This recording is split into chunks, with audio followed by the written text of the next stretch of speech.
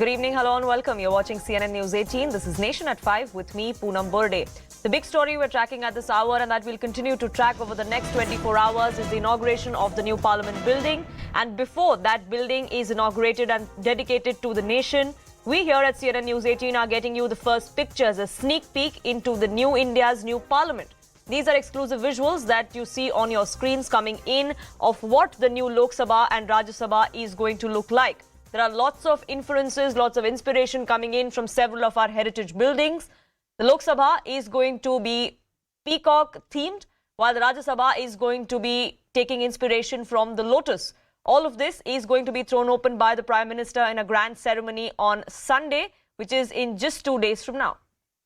Pallavi, my colleague, joining us live, getting us more details. We are getting our viewers the sneak peek into what this new and improved Parliament is going to look like, Pallavi. Absolutely. These are the first pictures which have been out, which has been released, and which essentially, if you just look at the kind of motion of the pictures, it shows the gate through which you enter into the main portion of the Naya Sansad that leads into first the Lok Sabha. You can see those pictures up on your screens, I presume, Poonam. And of course, the green color, which always notifies Lok Sabha, the color of people. That's what it really signifies. And you can see, of course, the Speaker's chair. And just behind the Speaker's chair is the Sengol, which is going to be put up once the Prime Minister receives it. And just below where the Speaker is sitting is that, you can find an oval-shaped area. That's where the Secretariat of the Speaker sits. And then, of course, the seats for the MPs, 888 is the seating capacity. Not just that, the central hall has been done away with it, which is where you normally see the joint session when the president addresses the parliament. That area is now going to be inside where the Lok Sabha is. And we've been told at least 1,200 to 1,300 people can be accommodated there. The red portion which you're seeing is actually what notifies the House of the Elders, the esteemed, and that is Rajya Sabha. And that again has pretty much the same structure. What is common, of course, is the fact that ample use of India's symbols, whether it's the Ashok Chakra, whether it's the lotus motif, all of that has been used extensively to denote the fact that this entire building built up at a cost of around 65,000 square feet is what we have been told is actually completely indigenous. The whole contract, as we know, was given to Tata Projects. It's all indigenously done. 40,000 Shramjeevis at a time used to work on a shift. The Bhumi Pujan was done in December 2020. We are looking at 2023, and it is done at a record break in 3 years. And also the fact that it is work 24/7, dead into a night, come what matter, whatever may have been the weather conditions.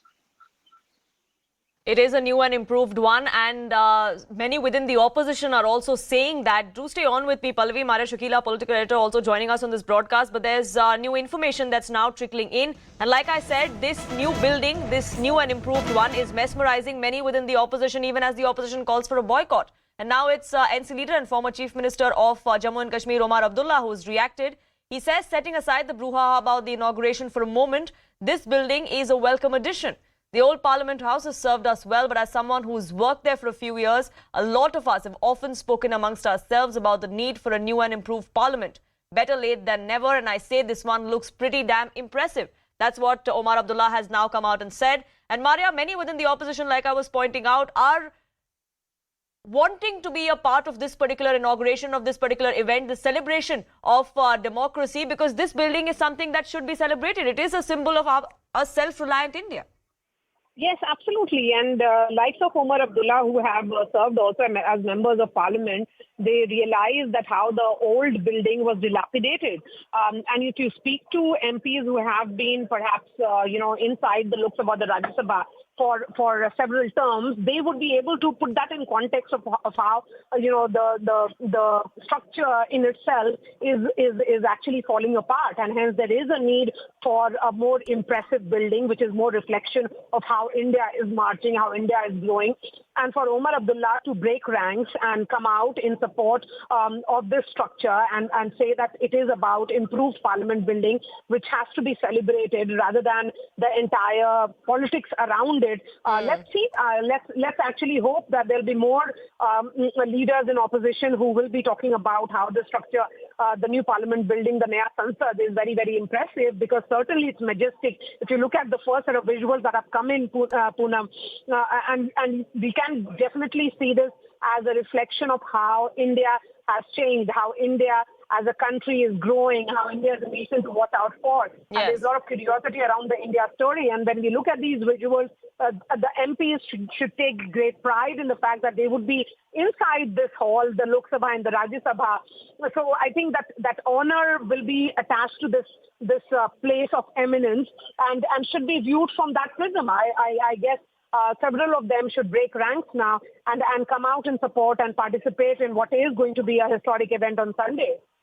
Absolutely. We are seeing chinks in the armor of the opposition, and I want to get in Congress's leader, Rashid Alvi, on the phone line also into this discussion. Rashid Alvi, Omar Abdullah there going on to say that this does look like a pretty impressive building. Do you agree now that we have seen what it's going to look like?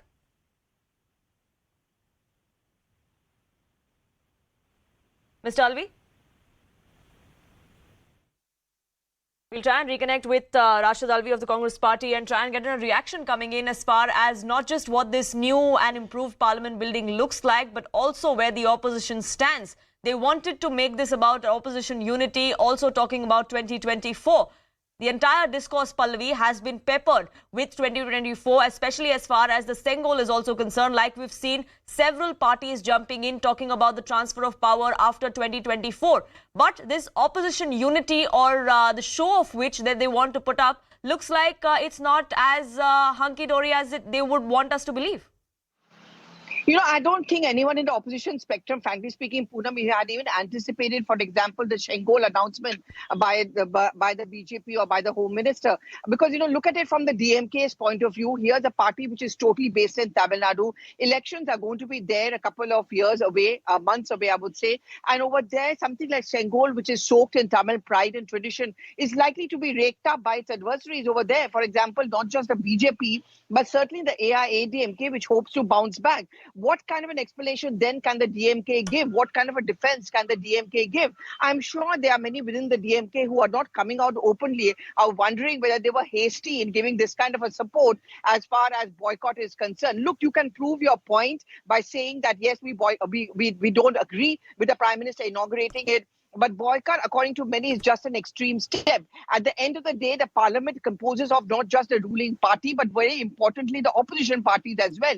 It's the same parliament building which you are going to be going back to. When you don't accept or you're not mesmerized by these visuals which are coming out, it's also the fact that you're not acknowledging the effort of those people who've been working day and night. And they're all Indian, no foreign agencies, no foreign collaborations, totally. The whole idea of the Sansad is that it's indigenous, it's made in India, it's essentially going to epitomize what Atmanirbhar Bharat is all about. That's the point which I think the government is trying to make repeatedly, in contrast to, say, the old parliament, which is seen as a colonial legacy. Right, which is why we're seeing the kind of war of words that has erupted over multiple issues as far as this new parliament building goes. And which is why the BJP, Pallavi, accuses the opposition of shifting goalposts as per their convenience, because it all started when the Prime Minister did the groundbreaking ceremony, when the Bhumi Pujan happened. Right from then, there were questions being raised about the manner in which that was done, the fact that the construction continued during COVID period, then why a certain day was chosen for the inauguration, then the president not being invited, and now even the Sengol, that has now become the latest flashpoint.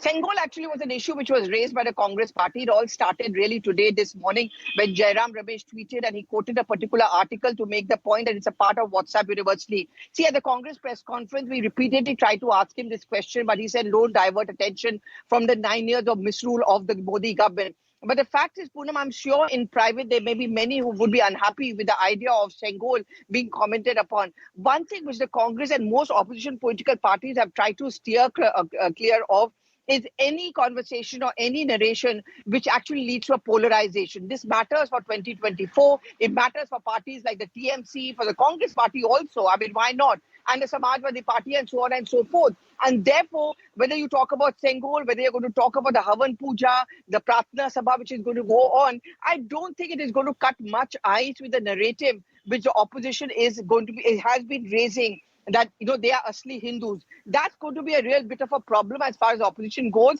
As I said, I think the press conference by the Home Minister was a bit of a surprise. They never expected that the Sengol would be announced. This was a research and a work in progress.